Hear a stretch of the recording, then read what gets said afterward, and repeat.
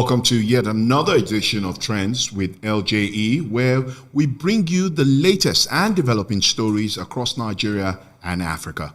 I am John Nkamian. Do well to be part of our growing online community by hitting the follow, like, and share button right now on all platforms at LJE Nigeria. Joining me to dissect today's trending stories are the brilliant minds of Maryam and Esther, our usual ladies, and we're also being joined by another pretty lady in the person of Gracie. Ladies, it's nice to have you on this edition of Trends. Thank you. Thank you. Now, let's go straight to our headlines for this edition of the show. President Tinubu signs final list of those granted pardons and clemency. Maryam Sanda's return to prison as Tinubu cannot reverse presidential pardon, lawyer Frank Tietie.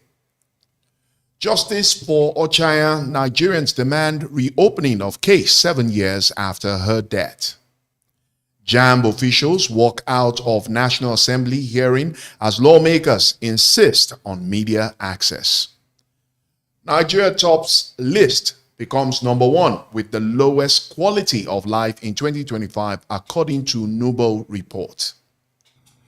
We start with this story where President Bola Ahmed Tinubu has signed instruments of clemency and pardon, completing the formal process of exercising his constitutional power of Prerogative of Mercy to grant relief to selected individuals convicted of various offenses. According to a statement by the Special Advisor to the President on Information and Strategy, Bayo Nanuga, the move follows consultations with the Council of State and wide public opinion on the subject. In a related development, following President Bola Tinubu's ordering of a comprehensive review of the earlier approved of clemency and pardon, invoking his discretionary powers under Section 175, subsection 1 and 2 of the 1999 Constitution as amended, the review led to the deletion of persons convicted of serious crimes such as kidnapping, drug-related offenses, human trafficking, fraud, and unlawful possession or dealing in firearms.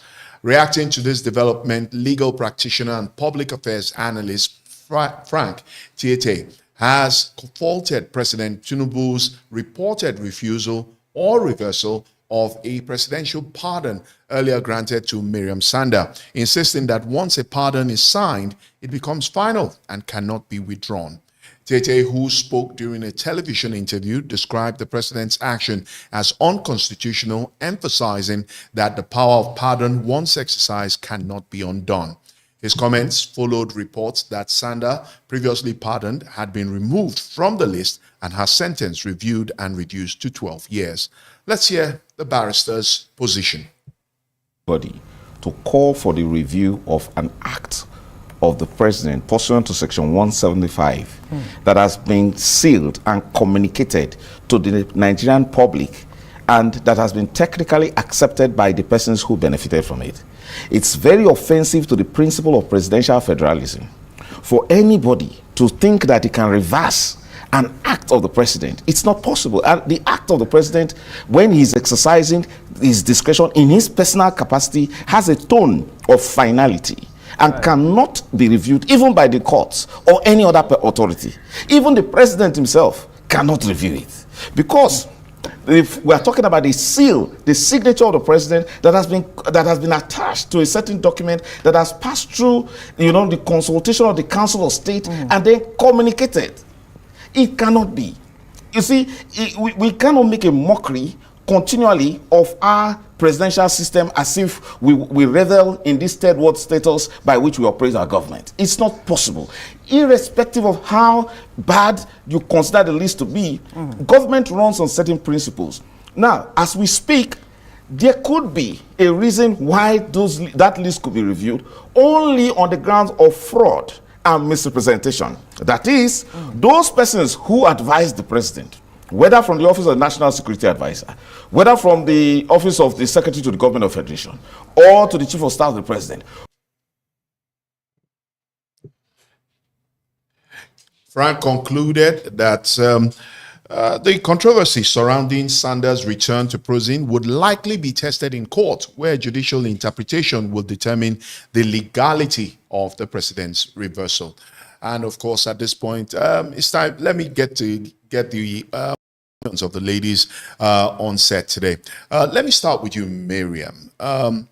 What do you think? On one hand, the president granted pardon, and the next thing we're hearing, not the pardon has been revoked, and Sanda is going back to prison, but with a reviewed prison sentence of 12 years. And this is the case, probably the similar case for every other person who has also been omitted from the original list that Mr. President had given clemency and pardon. The thing is, it just shows that the people leading us are not even, that they don't even know what they are doing. Is it that due diligence wasn't done before this list was sent out? Because I don't understand why you've done something and you're going back again to change it. I don't know. Esther, do you, in the words of the barrister, he is suggesting that the president's reversal will be contested in court. Is that necessary? Yes, I think it is necessary because based on what is said, the president cannot reverse it as long. Yes, I think so. Now, when Mr. President initially announced the first list, the family of the in-laws to Sanda had expressed that they had forgiven her. Now that there is a reversal, Grace, what do you think? Does that change anything for the family of her late husband? Yes, definitely, because he has said, I don't know why the president is going back on his word. Yeah. So if you have granted this girl pardon, so why going back to your word? So I think it's very wrong for him to go back to his word. Okay. Well, justice for Ochanya has resurfaced. The call for justice 7 years after the death of the 13-year-old Elizabeth Ochanya Ogbanje, who died following years of alleged sexual abuse. Now, Ochanya, a teenage girl from Benue State, had been living with her uncle, Dr. Andrew Obuja, in Makurdi to attend school. Reports revealed that she was reportedly raped by both Dr. Obuja and his son, Victor Obuja, over several years. She later died in 2018 due to complications and, of course, other abuses relating to health issues. Now, while Dr. Obuja was arraigned and faced trial, many Nigerians believe the justice system failed to fully prosecute all those involved. Ochanya's aunt, Felicia Obuja, was convicted for negligence, exposing the child to rape. She was jailed for 5 months without an option of fine for failing to protect the child from her husband, but the state high court, about the same time, exonerated the man. Victor Obuja, who was also accused, was never convicted, and the case eventually faded from public view. However, in October of 2025, Nigerians are once again demanding justice. Thousands of users on X, formerly Twitter, Facebook, TikTok, and Instagram have called for the reopening of the case, accusing the justice system of failing Ochanya and others like her. Many are calling for a full investigation into why the second accused, Victor, was never held accountable. Popular chef and influencer Hilda Bassi took to Instagram to announce her donation to the GoFundMe fund supporting the pursuit of justice for Elizabeth Ochanya. The trend has sparked renewed discussions about the safety of girls, accountability of guardians, and the gap in Nigeria's judicial response to sexual and gender abuse. And we have some visuals where the late Ochanya narrated her ordeal. Let's get to watch. Federal Medical Center in Makurdi here. I spent 2 months and 5 days there, so they discharged us. When I now came home, then that was when I told my mother that when I was in my uncle's house, my uncle and his son, they were sleeping with me.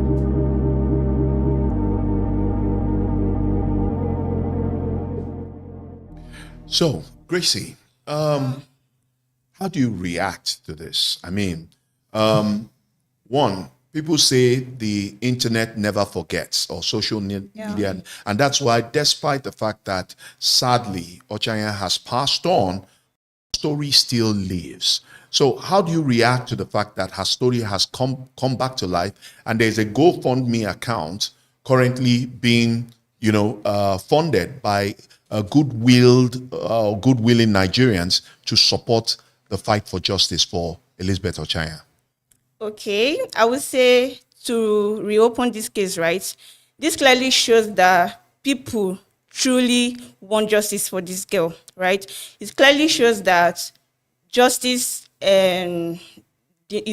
justice denied is justice delayed, something like that. So I would say Nigerians are just requesting for accountability, not silence. So justice must be served for Ochanya. I remember when this thing happened 7 years, and they were saying there's no evidence to show that she was sexually abused. Yes, and that is how the case just died down. And the guy now moved to Lagos and flexing his life. It does not make sense. So right now, I'm just happy that anything that is happening in Nigeria can never be forgotten. So coming back to to Ochanya's case this year, I'm truly happy, and I'm really happy because number one, you just imagine the trauma the mother is going through. It's not easy at all. So justice must be served for Ochanya. Justice must be served. Miriam, your reaction? The thing is, I don't know. It's saddening. It's worrisome. Heart-wrenching. Yes. The only thing I'll just say is every mother, every parent should just pray for God's grace to give birth to a child and train your child by yourself in your house. Because once your child is not with you, you cannot control what the child is going through. It is really, really, really heart-wrenching. Esther, your thoughts?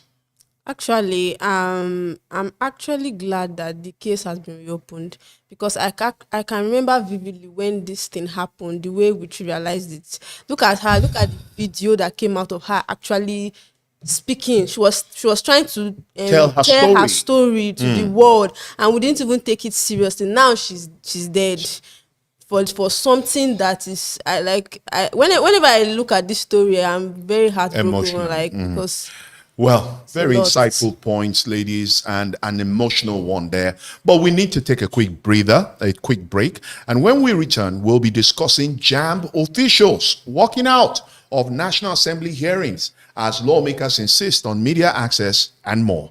Do stay with us and keep sharing the stream. Camera rolling. Light set. Sound check.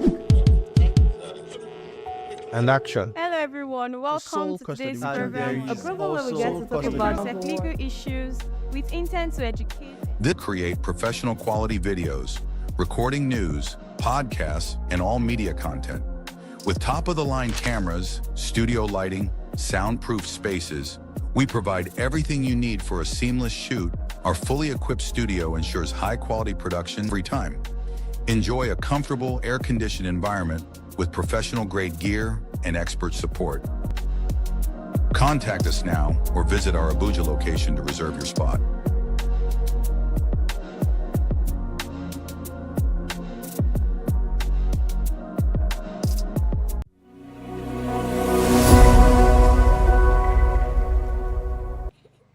Thanks for staying with us. It's still Trends with LJE. And moving ahead, officials from the Joint Admissions and Matriculations Board, JAMB, on Wednesday stormed out of the House of Representative Committee hearing after their request to exclude journalists from the session was rejected. The House Committee on Basic Education and Examination Bodies had summoned JAMB to appear for a review of its 2023-2024 budget performance, internally generated revenue (RGR), and remittance to the Consolidated Revenue Fund. The committee also sought access to the board's bank statements and financial documents. Now, instead of the registrar, Professor Ishak Oloyede, JAMB sent its Director of Finance and Administration, Mufutau Bello, to represent the agency. However, tensions flared when Bello reportedly insisted that journalists be excused from the meeting before any document could be presented. Lawmakers rejected the request, insisting on transparency and the public's right to know.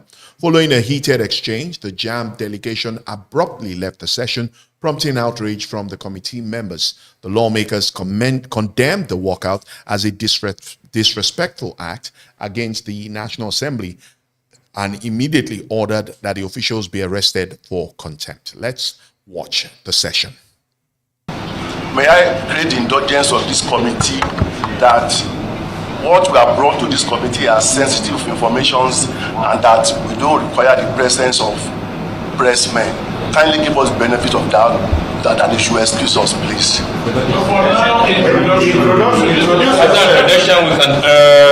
Mr. Chairman, observation.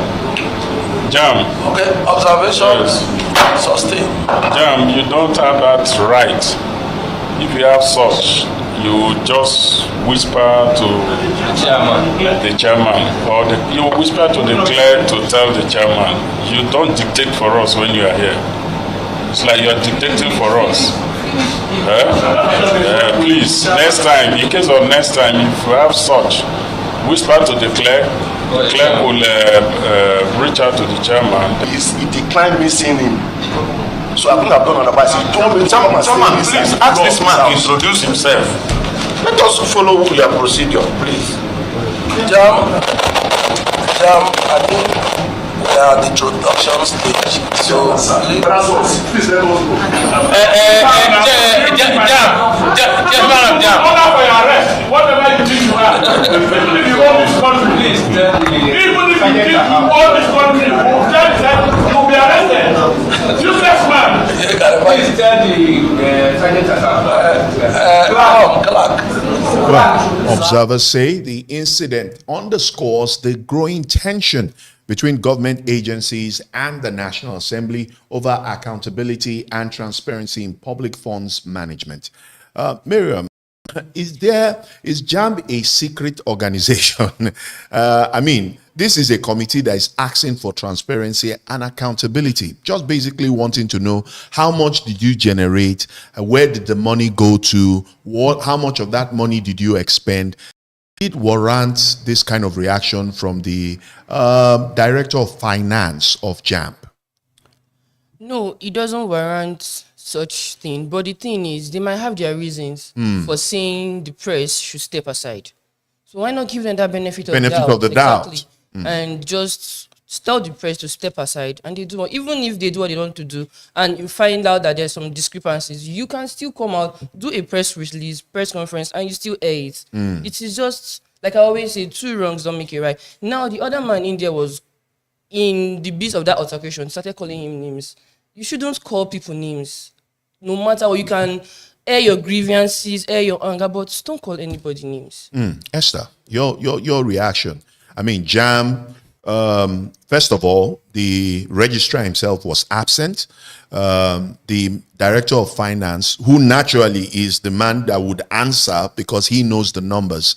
From that video, he looked agitated, as if something had, or maybe they were kept longer than they were expected or something, or maybe they were not received in the manner they were expected. But was that enough for JAMB to, like he said, he earlier stated that he wanted to see the person that they said he should whisper to. Yes. He said something like that he was not allowed to see the person.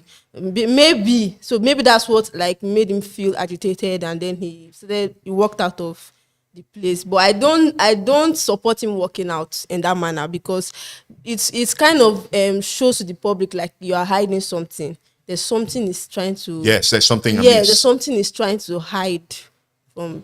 Gracie, some would say that what we have just witnessed is the dissatisfaction of Nigerians with their political leaders. That even though the man is representing JAMB, he's a Nigerian, maybe he's expressing the fact, the high, quote and unquote, supposed high-handedness of our political class, especially those in the National Assembly, because they seem to feel they belong to a class of people that, are untouchables. Yeah.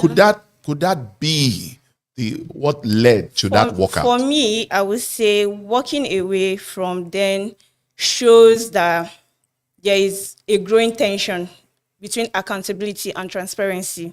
If you are working in a public institution, you have all the right, or you must have all the right to answer questions publicly. So I see no reason then dodging questions if they are transparent enough. Why running? Why not answer and let's see what you are hiding? So I see no reason for them leaving. Okay. It's not right.